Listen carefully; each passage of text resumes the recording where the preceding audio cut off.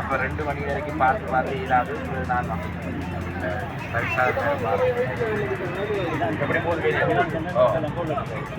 இதானது sports day இன்னும் வழக்கு இப்போ நோய் பெரிய விஷயம் ஆகிட்டாங்க.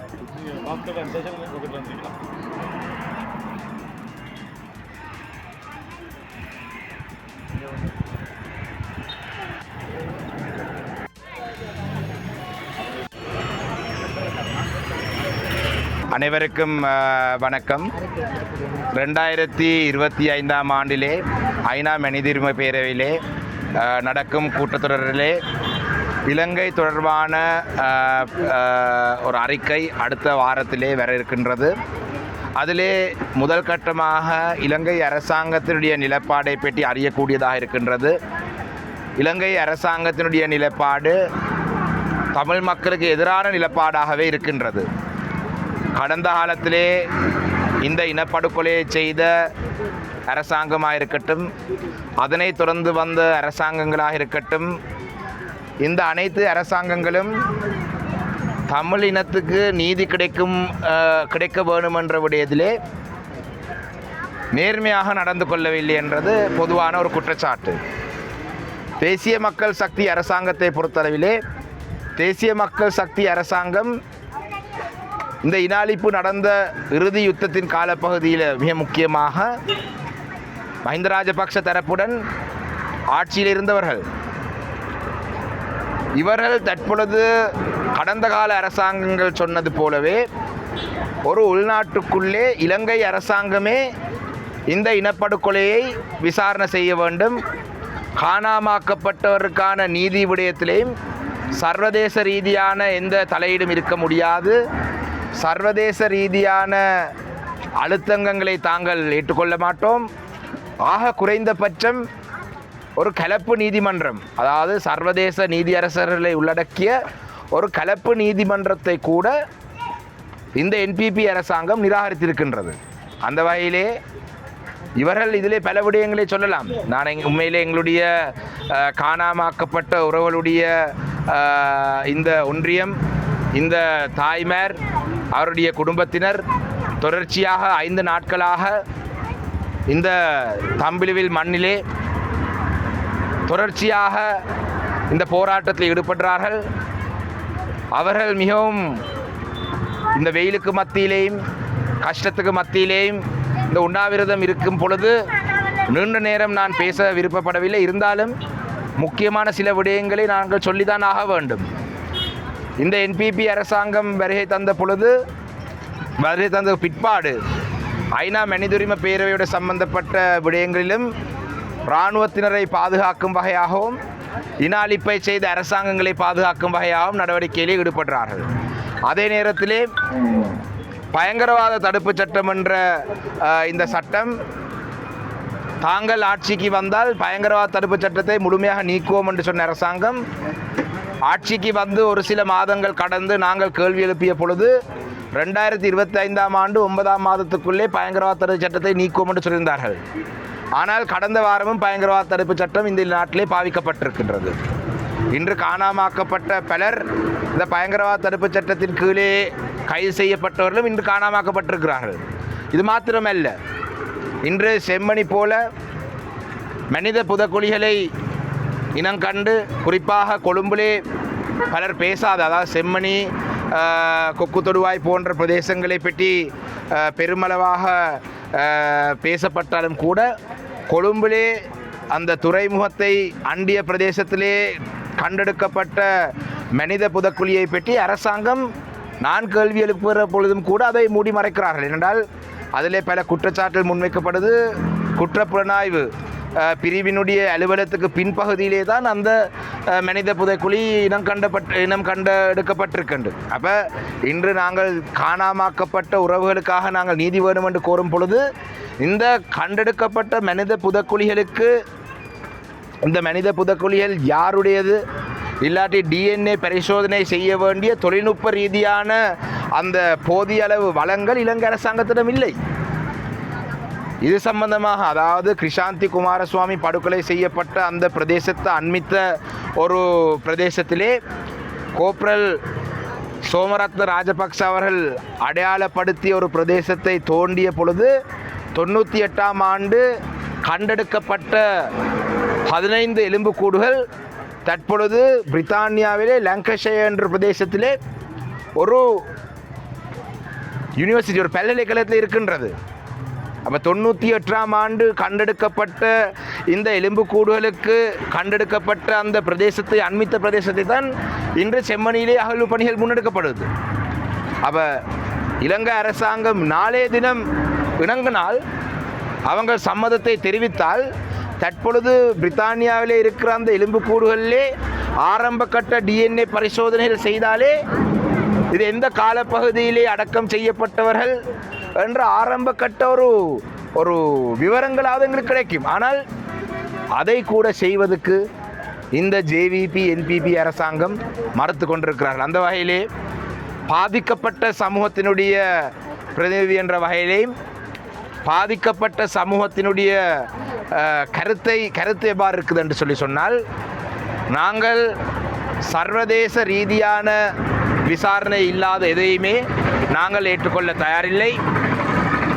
எங்களுக்கு இந்த காணாமாக்கப்பட்டோருடைய அலுவலகம் ஊடாக இந்த அரசாங்கம் அரங்கேற்றும் இந்த நாடகத்தை நாங்கள் ஏற்றுக்கொள்ள தயாரில்லை. காணாமாக்கப்பட்டோருடைய அலுவலகம் உருவாக்கப்பட்டதிலே இருந்து அந்த காணாமாக்கப்பட்டோருடைய அலுவலகம் இலங்கை அரசாங்கத்தை ஒரு வெள்ளையடிப்பு செய்வதற்காக பயன்படுத்தப்பட்டு கொண்டு வரும் ஒரு திணைக்களம் என்றதை இந்த இடத்திலே கூறிக்கொண்டு, அதே போலதான் ஒரு சர்வதேச விசாரணை நடாத்தப்பட வேண்டும். ரோம் ஸ்டாட்யூட் லோவை இலங்கை அரசாங்கம் கைச்சாத்த வேண்டும். சர்வதேச ரீதியான சர்வதேச நீதியரசர்கள் உள்ளடக்கிய ஒரு விசாரணை முன்னெடுக்கப்பட வேண்டும். எங்களுடைய அதிகார பகிர்வு, அதாவது உங்களுக்கு தெரியும், இந்த டிரான்சிஷனல் ஜஸ்டிஸ் என்று சொல்லுவார்கள், நிலைமாறுகால நீதி. எங்களோட அம்மாமார் எங்களை விட இப்போ இதிலே பரிச்சயமானவர்கள். இந்த நிலைமாறுகால நீதியிலே 4வது அம்சம், மீண்டும் இந்த நாட்டிலே இவ்வாறான ஒரு இன அழிப்பு நடைபெறாமல் இருக்குவதற்கு என்ன நடவடிக்கை எடுக்க வேண்டும் என்று தான் 4வது அம்சம்.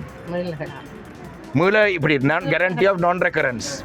அந்த விடயத்தை நாங்கள் அடைவதாக இருந்தால் இந்த நாட்டிலே அதிகாரங்கள் பகிரப்பட்டு சமஷ்டி அடிப்படையிலே ஒரு அரசியல் தீர்வு தமிழ் மக்கள் கிடைத்தால் மாத்திரம்தான் மீண்டும் இந்த நாட்டிலே இவ்வாறான ஒரு கொடூரமான சம்பவம் தமிழினத்துக்கு நடக்காமல் இருக்கும் என்ற வாக்குறுதியை தமிழ் மக்கள் ஏற்றுக்கொள்ளலாம். அந்த விடயத்திலையும் கூட புதிய அரசியல் அமைப்பு உருவாக்குறதை பற்றி இதுவரைக்கும் அரசாங்கம் தன்னுடைய நிலப்பாடை அறிவிக்கல.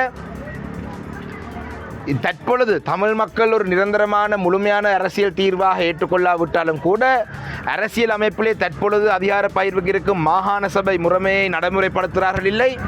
இப்படி பார்த்தால் தமிழ் மக்களுக்கு எதுவும் இல்லை, காணியும் விடுவிக்கிறார்கள் இல்லை.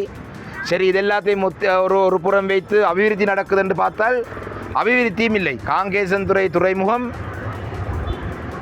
இந்திய அரசாங்கத்தினுடைய நிதியிலே முழுமையாக இலவசமாக இலங்கை அரசாங்கத்துக்கு செய்து தர தயார் என்று அறிவித்தல் கொடுத்தும் கூட தமிழ் மக்களுடைய பொருளாதாரம் ஒரு தன்னிறைவு பெற்ற ஒரு பொருளாதாரம் தமிழ் மக்கள் இருக்கக்கூடாது என்ற நோக்கத்துடனாக இருக்கலாம், அதை மறுக்கிறார்கள். அந்த வகையிலே எங்களுடைய 2025ஆம் ஆண்டிலே இந்த ஐநா மனித உரிமை பேரவையிலே முன்னெடுக்கப்பட்டு கொண்டிருக்கிற விடயங்கள் சம்பந்தமாக பாதிக்கப்பட்ட தரப்பினுடைய அதிருப்தியை இந்த இடத்திலே நான் அவர்களுடைய சார்பிலே நான் வெளிப்படுத்துகின்றேன். எங்களுக்கும் அதிருப்தி இருக்கின்றது. ஏன்னால் நாங்கள் பல கோரிக்கைகள் முன்வைத்திருக்கிறோம். பாதுகாப்பு சபைக்கு இலங்கை பொறுப்பு பாரப்படுத்துங்கள் என்று நாங்கள் சொல்லியிருக்கிறோம். இந்த சர்வதேச விசாரணையை மேற்கொள்ளுங்கள் என்று நாங்கள் சொல்லியிருக்கிறோம். இந்த எந்த விடயமும் உள்வாங்கப்படாமல் இலங்கை அரசாங்கம் தமிழ் மக்களை தொடர்ந்தும் ஏமாற்றிக் கொண்டிருக்கிறார்கள் என்றதை சர்வதேச சமூகத்துக்கு நாங்கள் இந்த இடத்திலே தம்பிலுவில் மண்ணிலே இருந்து நாங்கள் எடுத்துரைக்க விரும்புகிறோம். நன்றி. வேறொரு சந்தர்ப்பத்தை நாங்கள் பேசுவோம். இன்று நாங்கள் காணாமாக்கப்பட்டவருடைய விடயத்துக்காகத்தான் நான் என்னுடைய முழுமையான நேரத்தை ஒதுக்கி வருகை தந்திருக்கிறேன். இந்த விடயம் சம்பந்தமாக நாங்கள் இன்னொரு சந்தர்ப்பத்தில் இன்று எமது திருக்கோயில் பிரதேச சபைக்கு உட்பட்ட தம்பிலுவில் மத்திய சந்தைக்கு முன்னாலே இன்று காணாமல் ஆக்கப்பட்டோருக்கான நீதி வேண்டி சர்வதேச விசாரணை வேண்டி இன்று 5வது நாளாக எங்களது மத்திய சந்தைக்கு முன்னால் இந்த உண்ணாவிரத போராட்டம் நடைபெற்று கொண்டிருக்கின்றது. இந்த உண்ணாவிரத போராட்டத்துக்கு எங்களது கௌரவ பாராளுமன்ற உறுப்பினர் கலந்து சாணக்கியன் ஐயா அவர்கள் கலந்து இவர்களுக்கான ஆறுதலையும் இவர்களுக்கான நீதியும் வேண்டி தற்போது எங்களுடன் இணைந்துள்ளார். இந்த அம்மாமார் பல வருடங்களாக தங்களது கணவன்மாருக்கு என்னானது, தங்களது பிள்ளைகளுக்கு என்னானது என்று எந்த ஒரு விடயமும் தெரியாமல் ஒவ்வொரு வருடமாக அவர்கள் கண்ணீரும் சோறுமாக இங்கு வாழ்ந்து கொண்டிருக்கின்றார்கள். இவர்கள் கேட்பதெல்லாம் ஒரே ஒரு விடயம், இலங்கை அரசாங்கத்தின் விசாரணையில் எங்களுக்கு நம்பிக்கை இல்லை, எங்களுக்கு சர்வதேச விசாரணை வேண்டும் என்று சொல்கின்றார்கள். ஏனென்றால் இந்த நாட்டிலே நடக்கின்ற அனைத்து விடயங்களும் நீங்கள் உன்னிப்பாக பார்த்து கொண்டிருக்கின்றீர்கள். தமிழர்களுக்கான நீதியும் தமிழர்களுக்கான உரிமையும் தமிழர்களுக்கான அபிவிருத்தியும் இங்கே மறக்கப்பட்டு கொண்டிருக்கின்றன. எந்த ஒரு சிங்கள பேரினவாத அரசும் ஆட்சிக்கு வரும் முன் தமிழர்களுக்கு நாங்கள் அதை செய்வோம் இதை செய்வோம், நியாயத்தை தேடி கொடுப்போம், அவர்களுக்கான உரிமையை பெற்றுக் கொடுப்போம் என்று வருகின்றார்கள். வந்ததன் பிற்பாடு எந்த ஒரு விடயத்திலும் அவர்கள் ஈடுபடுவதாக தெரியவில்லை. உதாரணமாக சொல்ல போனால் ஆட்சிக்கு வரும் முன்னே NPP அரசாங்கம் எங்களது கௌரவ பாராளுமன்ற உறுப்பினர் கூறியது போன்று நாங்கள் அரசியல் அமைப்பினை மாற்றியமைப்போம், பயங்கரவாத சட்டத்தை உடனடியாக நிறுத்துவோம், எல்லோருக்கும் நீதி நியாயம் வழங்குவோம் என்று சொல்லியிருந்தார்கள். ஆனால் மன்னாரில் நடைபெற்ற விடயம் எங்களை மீண்டும் சிந்திக்க தூண்டுகின்றது. மீண்டும் இந்த எங்களது பேரினவாதம் அரசியல் ஒன்று தலை தூக்க போகின்றதா என்ற சிந்தனையில் இங்கு நாங்கள் இருந்து கொண்டிருக்கின்றோம். எங்களது திருக்கோயில் பிரதேசத்திலும் எங்களது இல்மனைட் அகழ்வில் இவ்வாறான ஒரு விடயம் எதிர்காலத்தில் நடக்குமா என சிந்திக்க எங்களால் தோன்றுகின்றது.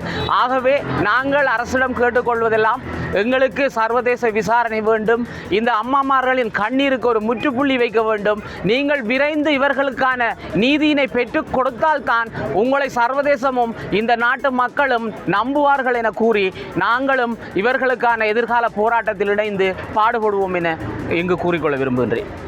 காணாமாக்கப்பட்ட இந்த உணவு விடுப்பு போராட்டத்தில் நான் 2ஆம் நாள் வந்து இங்கே கலந்து கொண்டிருந்தேன். இன்று இறுதி நாளாக காணப்பட்ட போது எங்களுடைய தமிழரசி கட்சியின் பாராளுமன்ற உறுப்பினர் அவர்கள் சாணக்கியன் சார் அவர்கள் வந்திருந்தார்கள். எங்களுக்கு முற்றுமுழுதாக ஒன்றே ஒன்றுதான் அவர்கள் அரசிடம் கேட்க விரும்புகின்றோம். எதிர்வரும் காலத்தில் தமிழர்கள் தனித்துவமாக வாழ வேண்டும், எங்களுடைய உரிமைக்காகத்தான் இந்த போராட்டமும் நடைபெறுகின்றது என்பது அரசாங்கம் திட்டத்தெளிவாக விளங்கிக் கொள்ள வேண்டும். நாங்கள் ஆட்சிக்கு வந்தவுடன் நாங்கள் இனமத பேதமின்றி நாங்கள் நாட்டை கட்டியாள்வோம் என்று சொன்னார்கள். ஆனால் இன்று அது நடக்கவில்லை. எங்களுக்கு சர்வதேச ரீதியில் இதற்கான தீர்வு கிடைக்க வேண்டும். அன்று எங்களுக்கு கிடைக்கப்பட்ட அந்த அநீதிகள் இன்றும் அதே தொடர்ந்து காணப்படுகின்றது.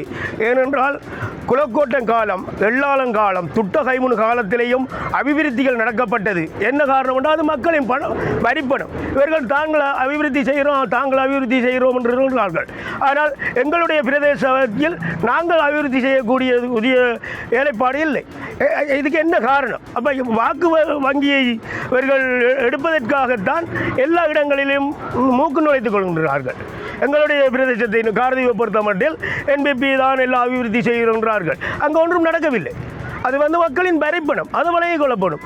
ஆகவே தான் எங்களுக்கு இன்று இதற்கான தீர்வு சர்வதேசத்தில் தான் முடிய வேண்டும் என்பதுதான் எங்களுடைய கருத்து. நன்றி. மேலதிக செய்திகளுக்காக எமது YouTube தளத்தை சப்ஸ்கிரைப் செய்யுங்கள்.